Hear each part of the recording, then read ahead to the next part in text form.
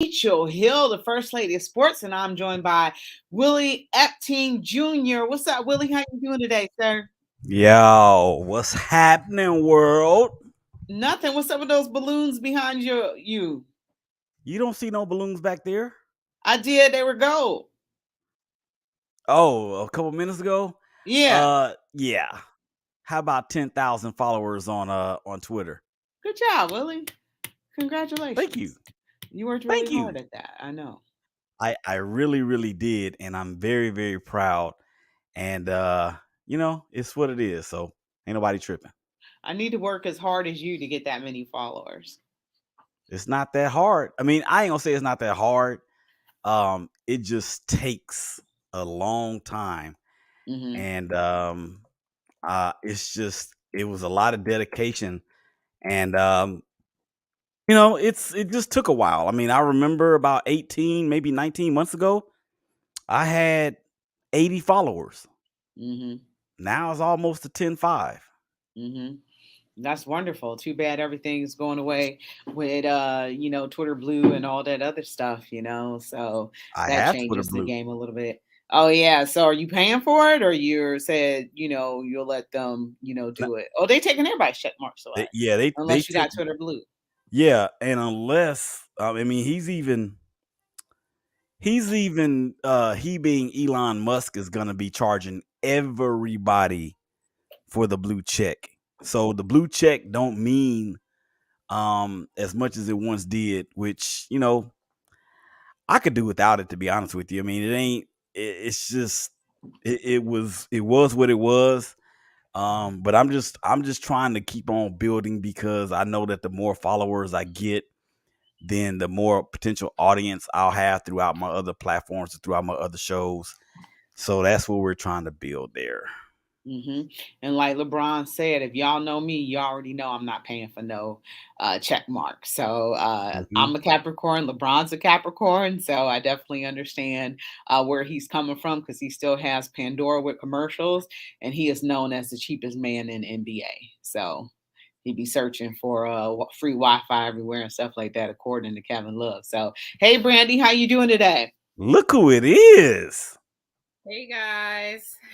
What's Look going who it on? is. Nothing much. How are you guys?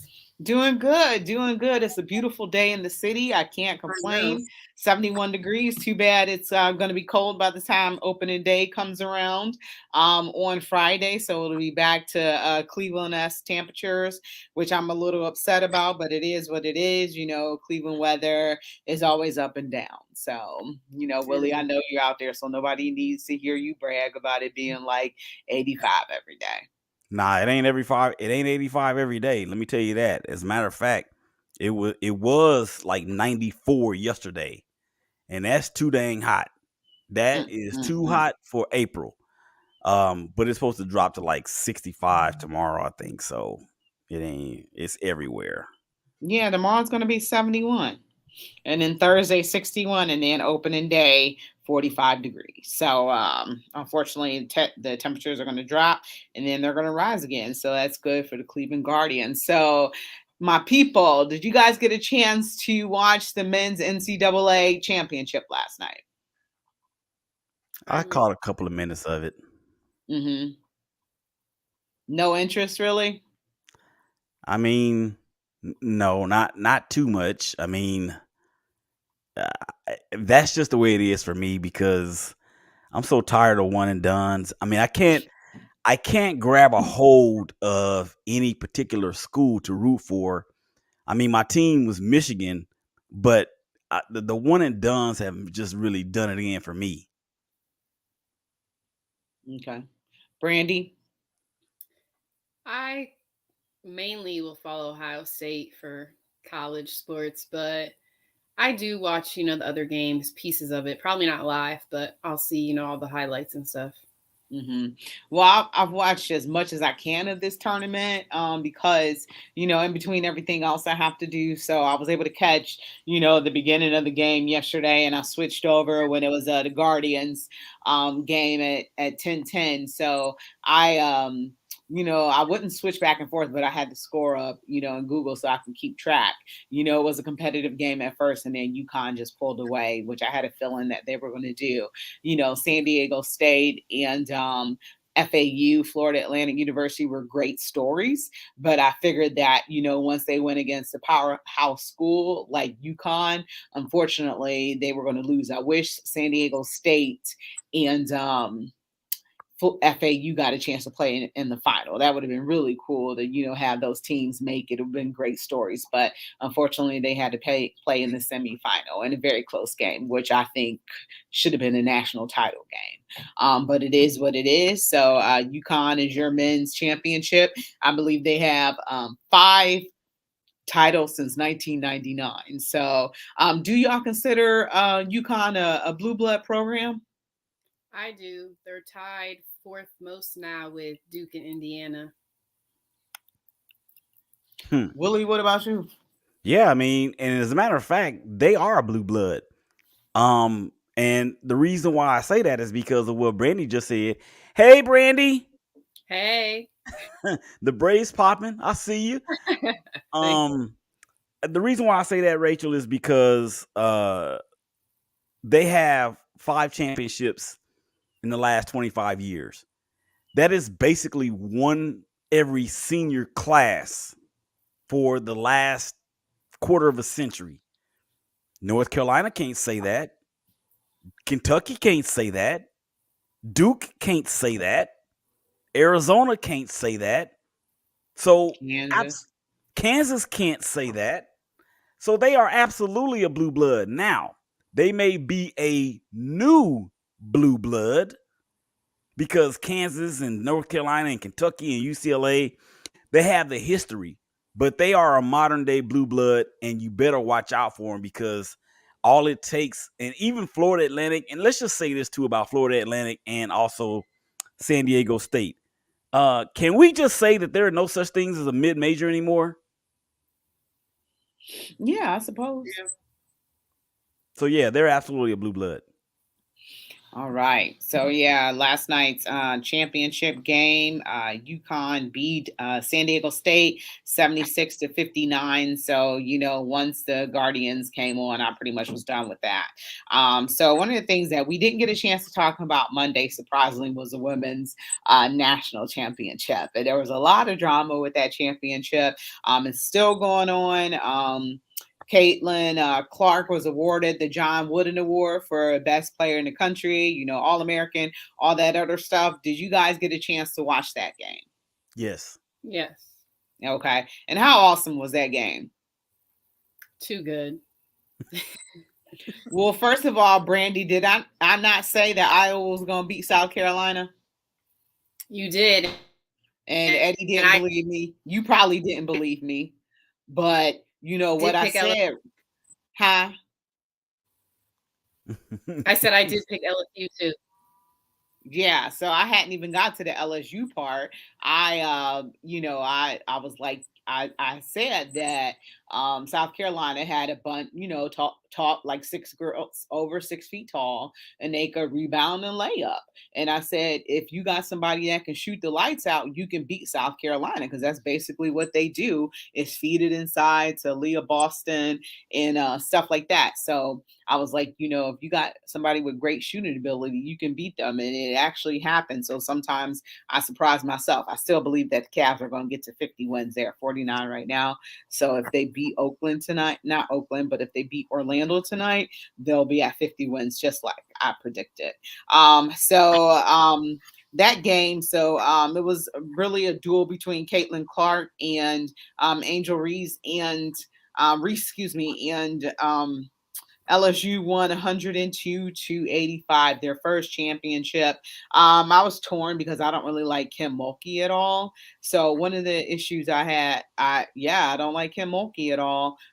One of my issues is that the way, she responded to questions about Brittany Griner when she was detained in Russia, and she also told Brittany to hide her sexuality and stuff like that. So I'm not a fan of Kim Mulkey at all.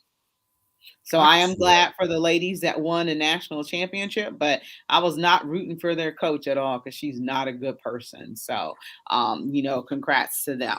What did you guys think about the "You Can't Feel Me" You can't see taunting? me. And thank you. That tells you how much I don't watch wrestling at all. That's So,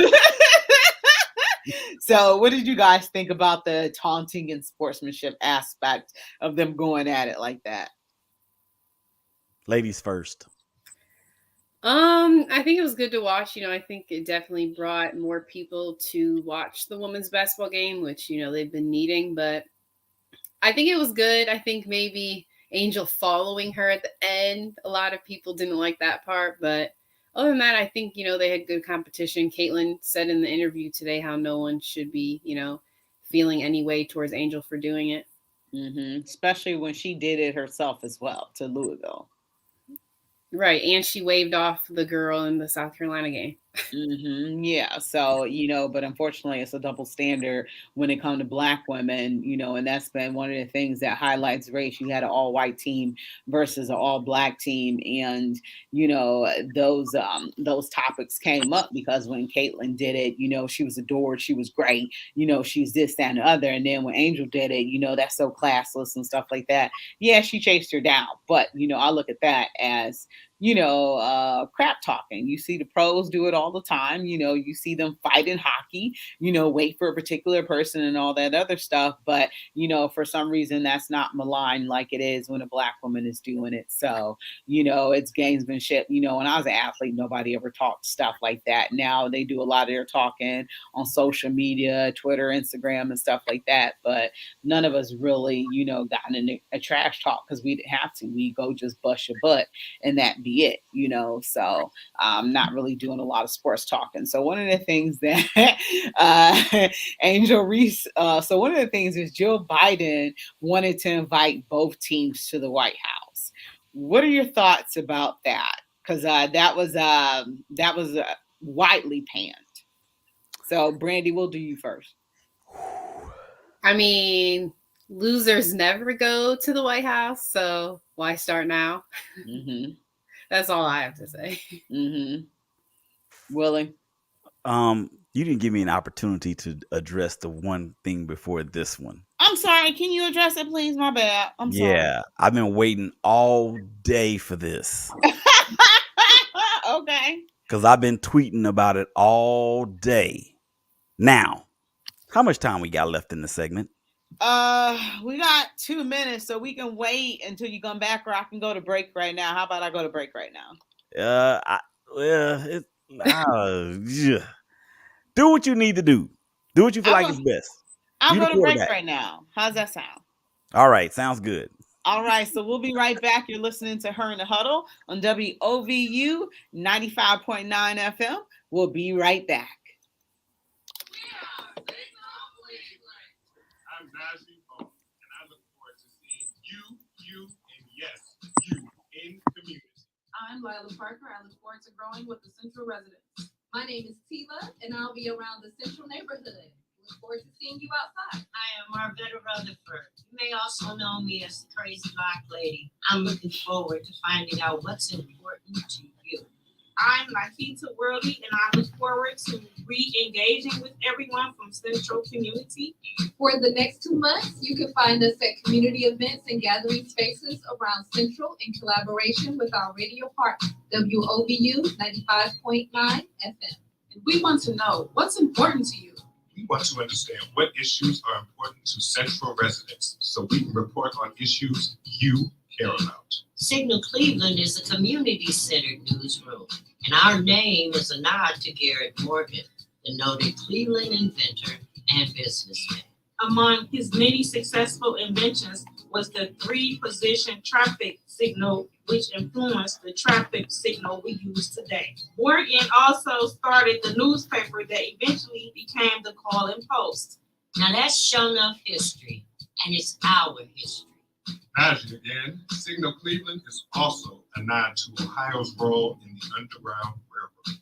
Cleveland, known as the Station of Hope on the Railroad, was the last stop before Canada. On the freedom coats reportedly used to mark the way, the crossroads symbol meant Cleveland, and that's how folks knew they were on the right path. Yes, indeed. Signal Cleveland is on the right path. The path of getting to know you. The crossroads symbol inspired our Cleveland Signal News logo. Look for our Crossroads logo at a community event near you. I'm Lakita. Tell us what's important to you. I'm Marvetta. I'm Tila. I'm Lila Parker. And I'm Najee Paul. Tell us what's important to you at 216-220-9398. That's 216-220-9398. We are Signal Cleveland.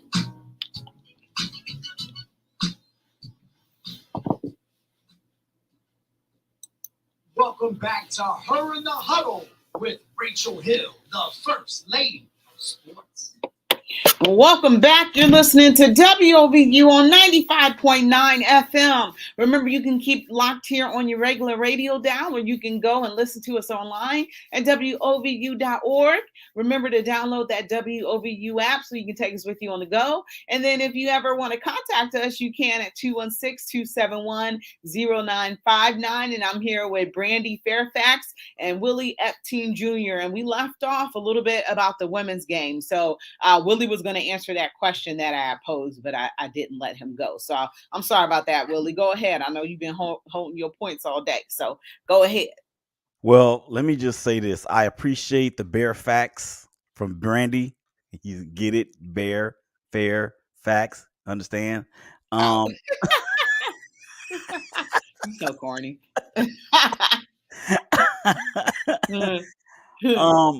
So let me just ask y'all a series of questions. Maybe 3. Oh, I like games. Yeah, maybe 3 questions. I like trivia. This ain't trivia. This is real talk. Okay. So the fact that we have a superstar basketball player who is a lighter shade of color than I am, and we have another really, really good basketball player that's the same shade of color that I am, right? Both women. They're both women, right? And those color demographics are appropriate. Would y'all say yes? Mm-hmm.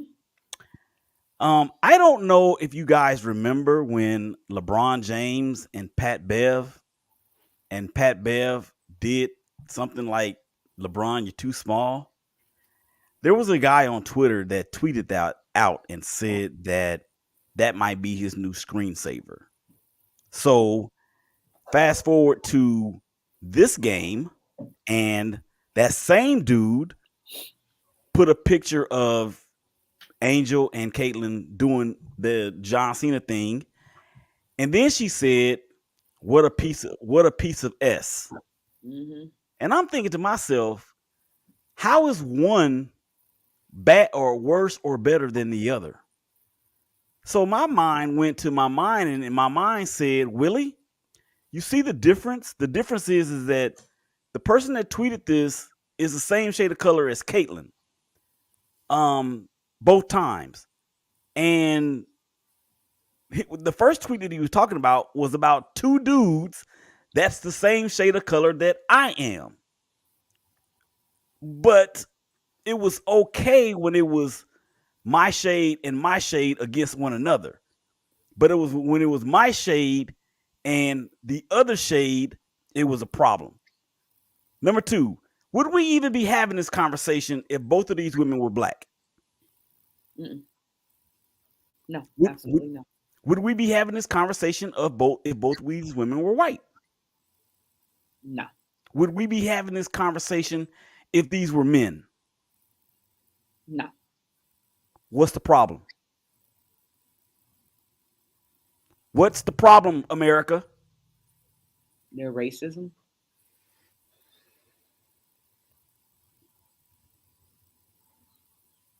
I'm waiting. America, what's the problem?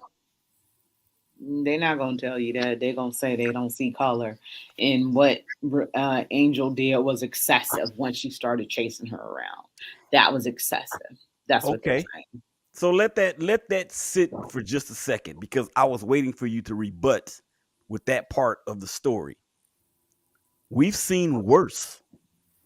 We've seen Grayson Allen undercut people. We've seen Grayson Allen intentionally put people out of the game. Where's the uproar? Where is it? So myself went to myself again and said, Willie, let's do this. Let's do this. Let's put a poll out there on Twitter at Shakeback Media Group, by the way. Thank you for the 10 racks of the goats. What happens is this. Even when you try to hold somebody accountable for two separate incidences that were essentially the same, here come the whataboutisms. And I'm going to tell y'all this. Larry Bird, I was not a fan of. And it wasn't because he was a white dude. It wasn't because he was a white dude that could play basketball. It was because he was on a team that I was a fan of the opposite team or the rival in the Detroit Pistons. Mm-hmm. So it wasn't because he was white. The dude could play. And he was the biggest S-talker of all time. Nobody, where's the same energy? Because a lot of this hatred, I believe, is coming from people that are in our generation. Maybe not so much Brandy's, but in our generation for sure. Mm-hmm. And Larry Bird is in that same generation or close enough to it. Where's the uproar? Where is it? There's never going to be none. You know, he, like you said, he was a brash, talker, because they said when like the All-Star game and it was like a 3-point contest, mm-hmm. Larry walked in the gym and was like, so who coming in second? Mm-hmm. It's one of my favorite stories. But yeah, he was king of trash talk. So yeah, but like you said, nobody said anything. Because nobody cared. Not right. They didn't say anything because Larry Bird was a white guy. They didn't say anything because nobody cared. And all of us on this thing have been athletes before. I didn't talk mad trash to my kids, let alone somebody that was on another team or played for another school. I mean, that's what you do. You get in their head and half the game is over with. Nobody cared. And for the person that started the narrative about her being this, and this, I can guarantee you that they have never played sports before. And if they did play sports, they didn't play. Because there's a difference between being on the team and actually being able to play. Mm-hmm. I'm done. Yeah, a lot of it was media driven as well, too.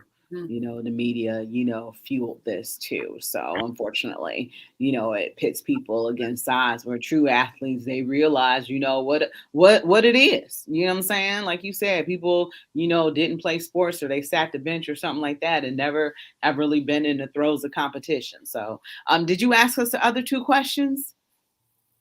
Yeah. You said you had three for us. Did we answer those? Yeah, you did. I asked 2 of the 3. Well, what's the third? I don't even remember now, to be honest. I don't even remember because I kind of went off when I started talking about Larry Bird. And and I'm gonna tell you right now, I never was a fan of his because of the team that he played for, not because of him being a white guy, but just like everything else. And Brandon, you probably have already begun to appreciate this, but there are certain things that we're just never gonna see again. And Larry Bird was one of those transcendent type of talents that we won't ever see again. So as I've gotten older, I have learned to appreciate those that I hated to watch on the basketball court when they played against my team. Mm-hmm.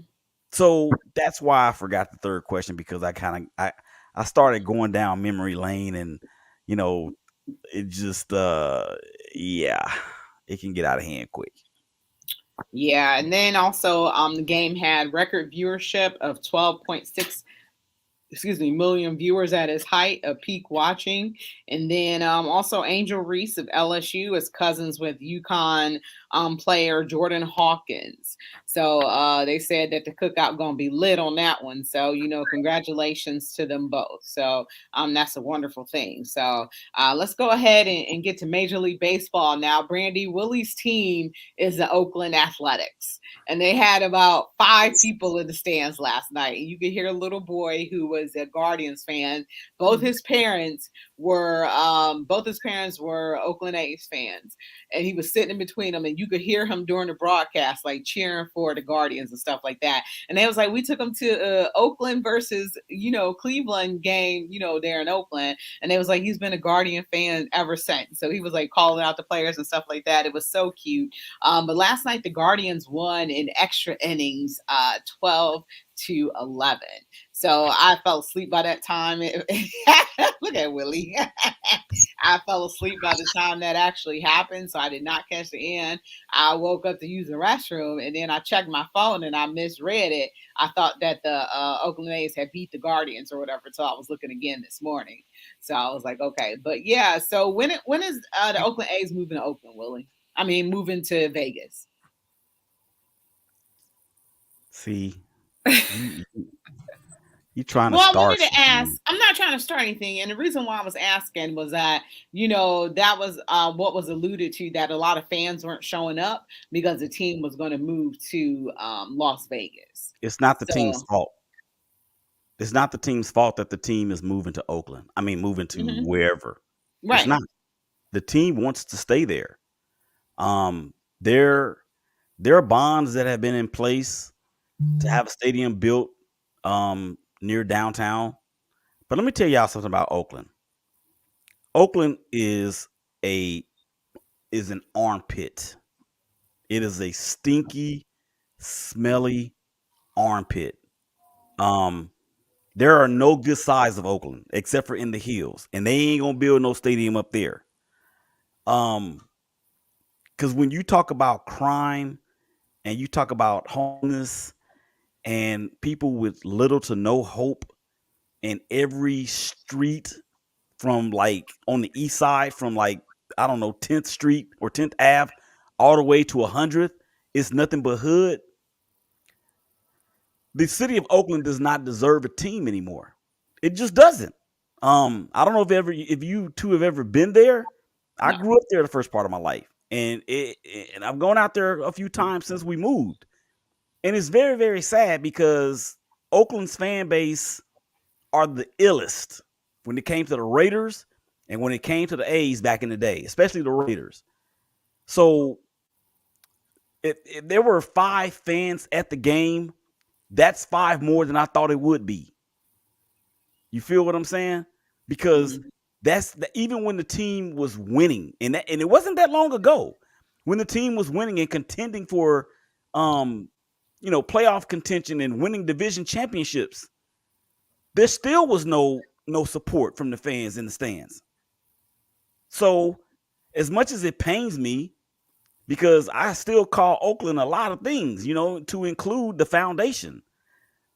But it pains me that this is what it is because now there are going to be no teams, no professional teams in the East Bay for the first time since the 60s. With the Raiders now being in Vegas, with the A's going to Vegas, and with the Warriors being across the bay in San Francisco. And those two cities, I'm telling you right now, they couldn't be any more different than the sun being up than the sun being down. It is that much stark of a difference between those two towns, and they're only 8 miles apart. Yeah. So would you say Golden State kind of is the representative for Oakland? I mean, I think they are because that's where the franchise was born. Or I shouldn't say born because they were really born in Philly. But when they moved to California, that's where they settled. They settled in Oakland. And the Coliseum where the A's play and the arena where the Warriors play is probably like from your studio to your car. That's how far apart they are. And so there was a distinct home court advantage there for the Warriors.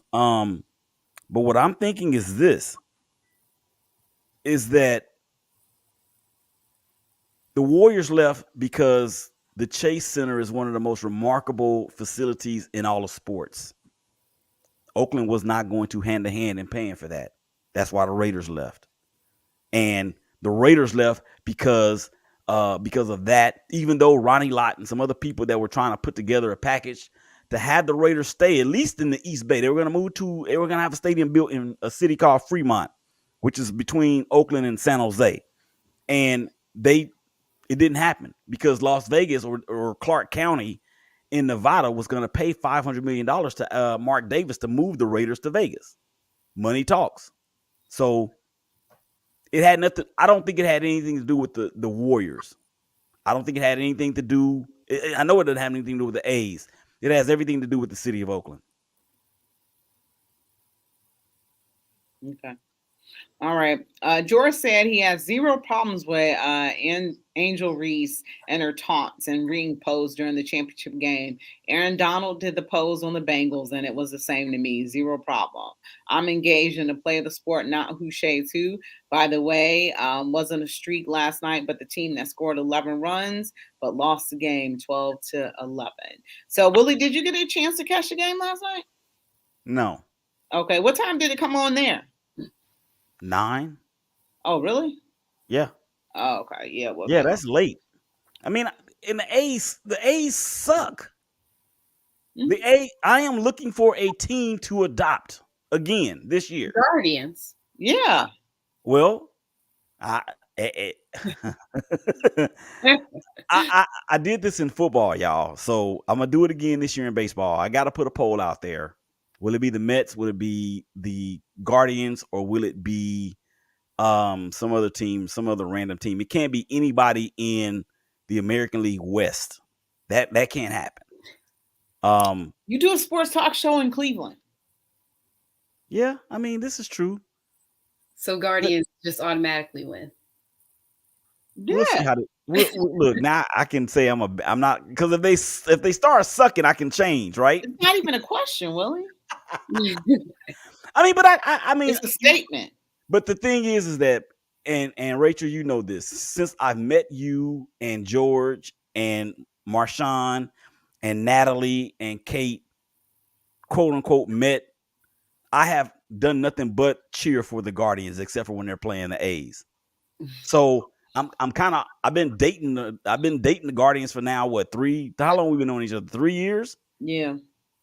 I might have to put a ring on it.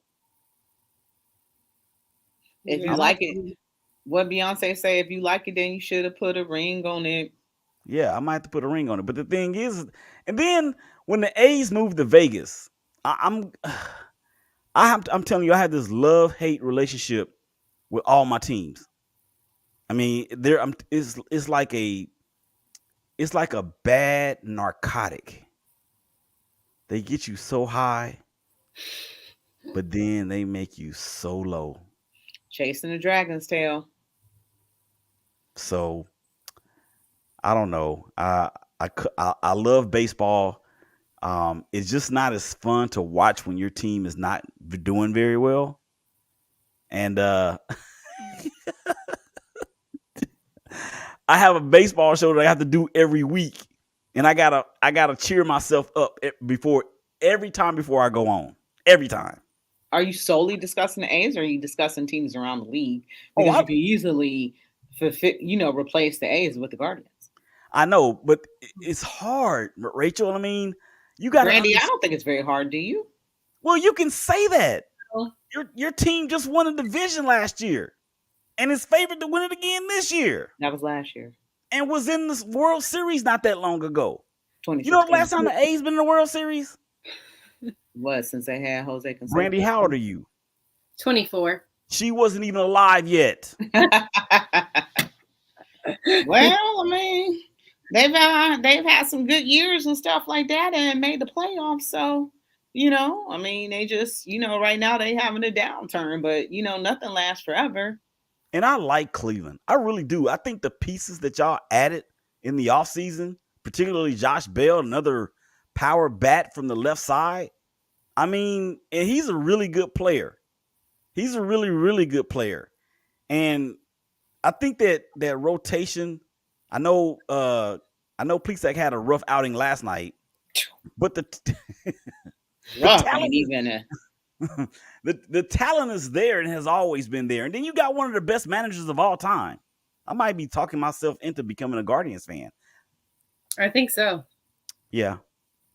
All right, we got to take a break right quick, but when we come back, we're going to talk about this game last night and mention Zach Plesac and how his performance was. So we're going to be right back. You're listening to Her in the Huddle on WOVU 95.9 FM. We'll be right back. Ohio is our home, and it's full of family we're proud to care for. With more than 200 locations, Cleveland Clinic is growing to bring world-class care to your community. From Canton to Avon, and coming soon to Mentor. Whether it's sniffles and sneezes, or something more serious, big or small, we're always near you. For every care in the world, schedule your care today at clevelandclinic.org/access. This message was brought to you by WOVU 95.9 FM, Burton Bell Carr Community Radio. Yo, listen up. So many of our daily activities are now made easier by using a computer and internet. You want to schedule a doctor's appointment, take a class, check the final score for your favorite team. Life is easier when you do it all from your home on your computer. To find out how you can get a home internet that fits your budget, contact Digital Navigator today at 216-307-6990.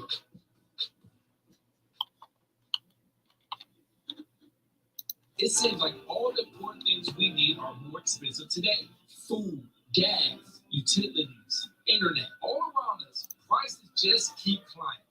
But now, getting connected to the internet doesn't have to be frustrating or expensive.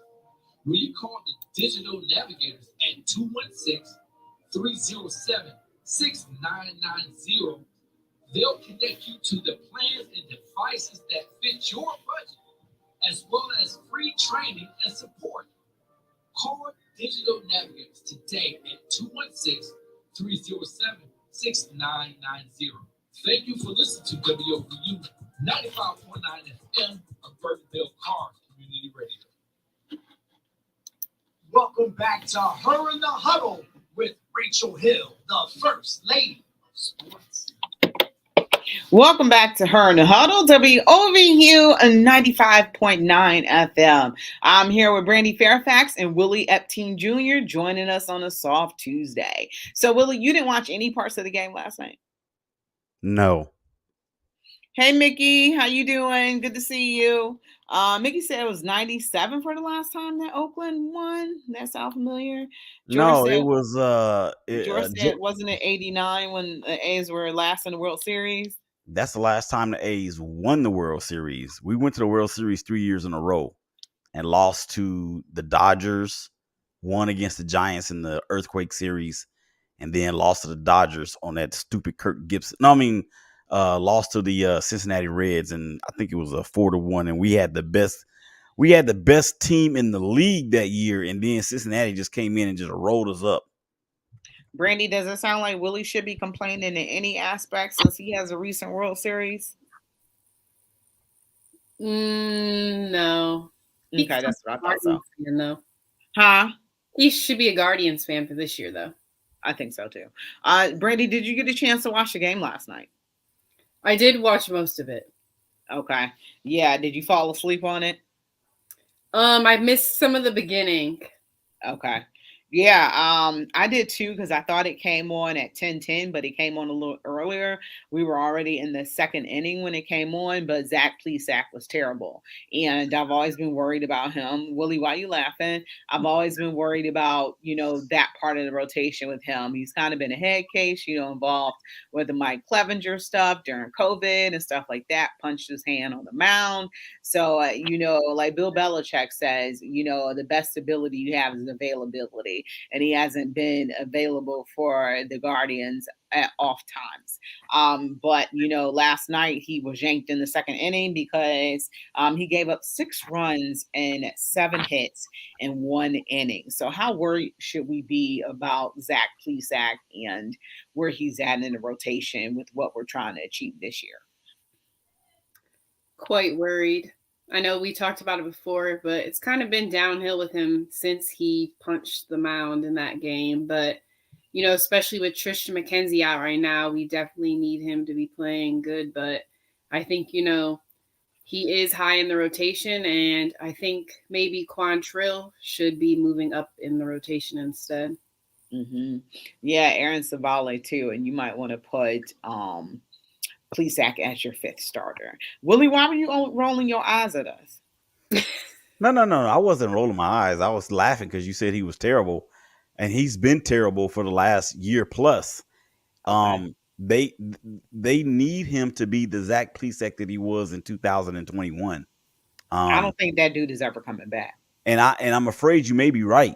Why is it because of him punching the mound? I mean, he can't still be injured, feeling the effects from that. Wasn't he injured by taking off his shirt one time too? That I don't know. Yeah, Brandy, I think he injured himself taking off his shirt. Oh wow! But what I will say is this though, is that the Guardians are going to definitely have to make a move at the deadline. And I can't believe we're not even a whole week into the season. Yeah. And I'm already talking about making a move at the deadline.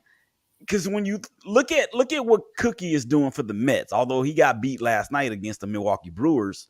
But look what he did last year, coming off of that, what he had to go through, cancer and everything else. That dude was 15-7, had a sub 3.9 ERA. Now, you can best believe that I feel like Guardians fans are wishing that Cookie was still there.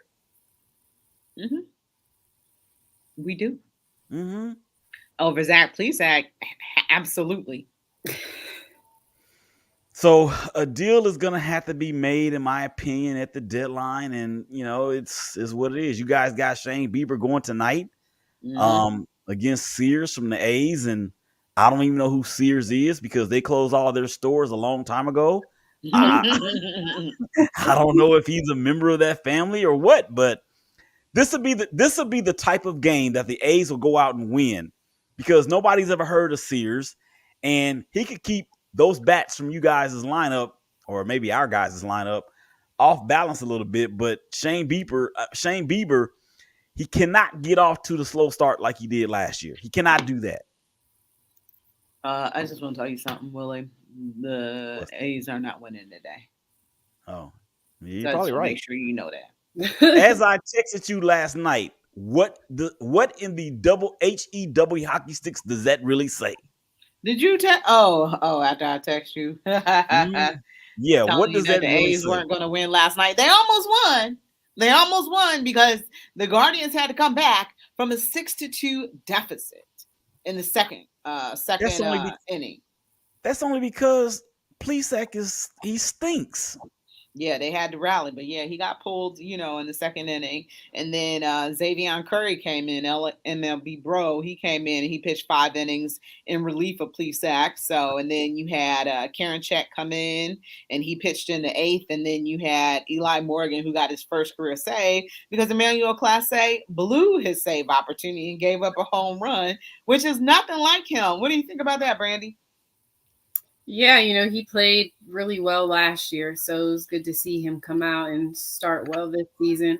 I'm also glad that Karen Check, they have that pitch clock because sometimes last year it was dreadful watching him pitch. They said he take all day. So yeah, kind of, gets his focus back and stuff like that. Cause it was like, he messed with his hair, fumbled the ball a little bit and stuff like that. So, remember the one they had to check his hair. Oh yeah. Did they check it last night? No, I'm talking about last season when they were checking. Yeah.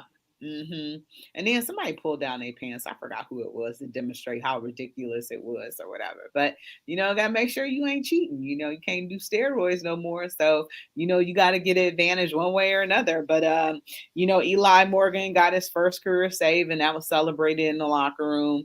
And then Jose Ramirez hit a go-ahead single in the 10th inning after his RBI triple in the 8th to give the Guards the lead, and the Guards rallied to beat Oakland. The Guardians, steadily chipped away at that lead and, were able to, get a game out of Stephen Kwan. He was able to drive in some runs. So, Tito said it was an up and down game for the team, but the Guardians came out on top, and they had a lot of come from behind wins last year, and they're off to doing it again early this season. But you don't want them to be down and then have to come back, because we're not really equipped and built for that. But our small ball is. But this isn't a team that's going to.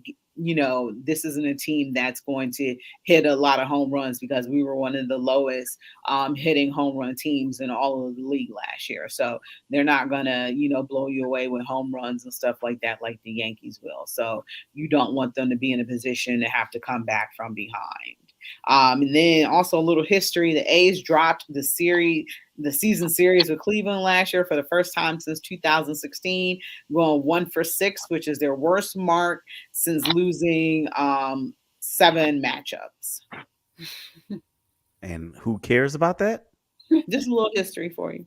No, you ain't doing. You see, boy, when it's up, when it's up, when it's up.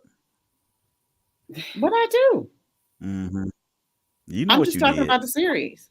I ain't did nothing, but Yeah. you know what? We're going to take a break, and we're going to hit the Cavs with this last 15 minutes. So we're going to be right back. You're listening to Her in the Huddle on WOVU and 95.9 FM. We'll be right back. COVID is still in our community, and your health matters to Neighborhood Family Practice. They can help you prevent COVID or other health issues like diabetes, HIV, or high blood pressure. Their providers take the time to know you and understand your health needs and the health needs of your entire family. They accept Medicaid and have openings for new patients. Neighborhood Family Practice takes care of patients no matter their ability to pay. Call today at 216-281-0872. 216-281-0872. Or log on to nfpmedcenter.org. Your health matters to Neighborhood Family Practice. This message is brought to you by Neighborhood Family Practice at 95.9 FM WOVU. Our Voices United, Burtonville Carr Community Radio.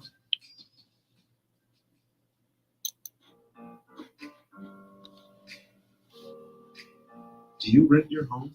Do you have questions about your rights and responsibilities as a tenant? Call Legal Aid's Tenant Information Line at 216-861-5955, and a Legal Aid housing specialist will return your call within 2 business days between 9 a.m. and 5 p.m. Monday through Friday. That's 216-861-5955. This message is brought to you by the Legal Aid Society at WOVU 95.9 FM. Our Voices United, a Burtonville Carr Community Radio station. The best thing Tri-C did for me was give me opportunities. The workforce program prepared me for the career I have now. I got a job in the aerospace industry where I work on CNC machines. I have 3 younger brothers. I want to teach my brothers, hard work actually pays off. Come to Tri-C. It's a great stepping stone to wherever you kind of get to in life. My name is Chris Grooms, and I got my start at Tri-C. Start now at tri-c.edu. This message was brought to you by WOVU 95.9 FM and Burtonville Carr Community Radio Station. Welcome back to Her in the Huddle with Rachel Hill, the First Lady of Sports. All right. Welcome back to Her in the Huddle on WOVU 95.9 FM. And the Guardians play the Oakland A's tonight at 9:40 p.m. And then they have an afternoon game tomorrow starting at 3:37 p.m. So already an early game in the schedule. I kind of don't like that, but, it is what it is. So Cleveland Cavaliers. So a lot going on with them. Right now, one of the important things is Jared Allen is back. Excuse me. Isaac Okoro is still injured. So one of the things I was talking about yesterday is I guess this team might actually need him a little bit. In the small forward role, he's not really going to give you a ton of points. But in the defense, he's one of the best defenders on the team, so that's where he's going to help you out with. So right now there isn't any timetable for his return due to that achy knee. Dean Wade started in his place on Sunday night, and he only had about 5 points. You got Karis LeVert coming off the bench, and that's where he's most comfortable. So that Karis situation, I feel like Karis should be starting, but because there's no depth on the bench, that's one of the reasons why Karis comes off the bench, and I'm surprised that he's more comfortable with that. Brandy, what are your thoughts?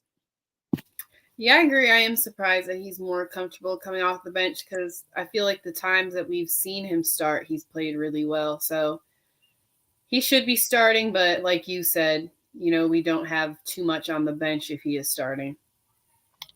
Willie?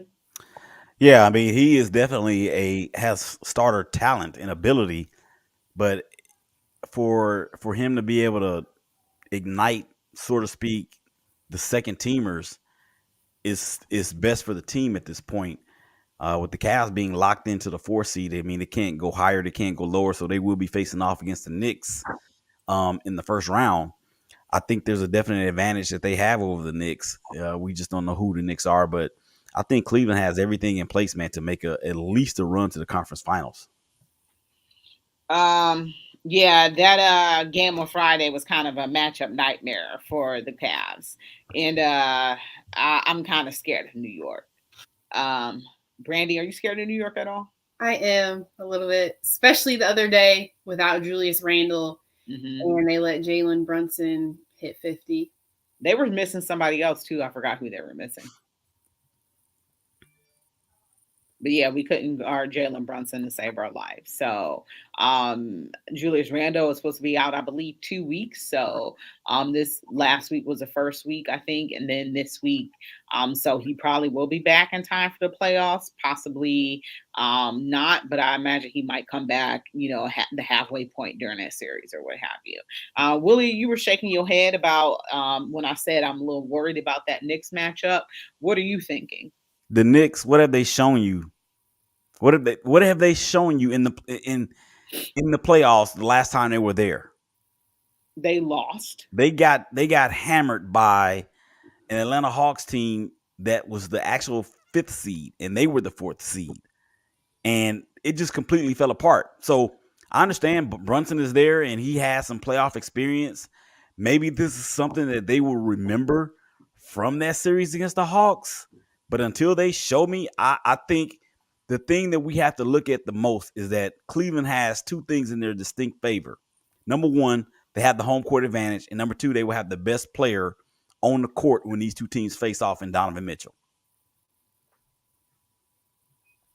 That's a fair point, but the Cavs got to be the Cavs are the best defensive team in the NBA, but it didn't show in that game on Friday night, and it was barely showing against the Indiana Pacers on Sunday night, and they were lucky to escape with that game because Indiana is chasing, playoffs as well. So they're on the bubble. So they needed that game. They came out with a strong start, and Cleveland did not look that good. They struggled early, but they were able to turn it around in the fourth quarter. But, going into the playoffs, you're not going to be able to get off to slow starts and stuff like that. You're going to have to get off to fast starts because you want to beat the opponent because, this is playoff time. They'll get their foot and put it down on your throat. So I don't know why the Cavs think that they can keep getting off to these slow starts and it's going to continue to work for them. So I don't believe in that. But, Jared Allen is back. So that's a great thing regarding, the low block area, having his defense there. He's not really a blocker. Evan Mobley is the blocker. So he has 5 straight, is his 5th straight game with 3 or more blocks. So for him to be so young, it seems like, he's a pretty good defender. Willie, what do you think about Evan Mobley and how important he'll be? Vitally important. you got to have somebody to protect the rim for Brunson that can actually take it to the 10. And Julius Randle, he's like a Swiss Army knife almost. I mean, he can dive to the hoop. I mean, he can shoot the mid range. I think his 3-pointer has improved as well. But you mentioned something about Indiana. Indiana has been eliminated, so Oh, they okay. they're not playing for anything but for tape. But I think this Cavs Knicks season that's looming. This is going to say something about the Knicks should they lose, because remember, they had every opportunity to go and get Donovan Mitchell, and they didn't do it. Instead, I shouldn't say they settled, but what they did was they decided that Brunson was, I guess, a better fit, or was cheaper. It was cheaper to get Brunson than it would have been to get Donovan Mitchell, even though, he grew up in New York City. You remember his dad played for the Mets. So I just think that it's going to be a series in which the Knicks are going to have to prove it. And I don't know if they will, because of those two things I just mentioned. Well, you know they always say it's cheaper to keep her. Yeah, this is very true. I don't know if Brunson want to be considered a her though. Well, Maybe you he know can what be I'm her in the saying, huddle. You know what I'm saying, though. Right. So Donovan Mitchell has had 3 games in a row with over 40 points. So that's the first in Cavs history to have 3 straight 40 point games. And he said he's in playoff mode. And he's also set the single season mark for made threes, surpassing J.R. Smith, surpassing Mark Price, and some of the other sharpshooters that we had on this team. So congratulations for him. And him being in playoff mode, he understands how important things are. He's one of the only players on the team besides Jetty that has made it to playoffs and stuff like that. But I don't feel like Jetty has a lot to contribute, and JB is going to probably have to use him sparingly because he's a defensive liability. He doesn't score that many points. So it maybe need to be Hungarian Day so he can that's the highest point total he ever had was Hungarian Day, for the Cleveland Cavaliers. So, but you guys, what are your thoughts about our bench? Willie, you can go first. I mean, I don't really know much about y'all's bench, man. You talked about Karis LeVert. Again, he has starter talent. He has starter experience. So I think that is always a plus to have a player with that caliber of offensive prowess and experience coming off the bench to lead those younger guys in the second team. So outside of that, I'm stumped. Yeah, I think the bench points on Sunday against the Indiana Pacers was the Pacers had 41 bench points, and the Cleveland Cavaliers had 21 bench points. So getting outscored like that is not going to fare well in the playoffs when you don't have any production from the bench. Brandy, what do you think about our bench? Yeah, pretty much our whole bench right now is Karis. Lamar Stevens has been playing more minutes than he was. So hopefully he's able to score more. We see him do a lot on the defensive side and rebounding. So hopefully he's able to score more in playoffs. But, hopefully the starters are able to get it done. The Cavs like playing behind, but they're not going to be able to do that against these teams in the playoffs. Yeah, my question is, how far will they be able to go without a bench? And my question, we got Danny Green at the trade deadline, and it's like, for what now? Mm-hmm. Yeah, you're not playing him. I think right now he has COVID, but you're not playing him at all. So, like you said, what was the point of getting him? Because you got him for your championship pedigree. And isn't that crazy how they, drafted him and then sent him off? He won 3 rings, and now y'all want him back. I wouldn't have signed back here, but Yeah, they offering money. So you know what I'm saying? You want to try to make as much money in your career as possible. So he getting off like a fat rat, collecting money, and he ain't playing. So sign me up for that program. Like you said, everybody don't play. I'm fine. I'm fine with being one of those guys that's the team guy, like Robin Lopez, and hopefully maybe they'll get Robin Lopez in there a little bit to suck up some fouls and stuff like that, and go against some of these other big guys when hopefully Evan Mobley and Jared Allen don't get in foul trouble, but insert him there, and stuff like that, and use him for defense. So I'm just like, why does he have Robin Lopez and he never plays him at all? So I think you need to knock the dust off of those guys and go ahead and let them play in order to advance in the playoffs. But that's going to be one of the telling things is what the bench does and their ability to put points in. So that's the show, guys. It was fun. So Brandy, thank you. Willie, thank you. You're listening to Her in the Huddle. So for Brandy, for Willie, for Rachel Hill, we are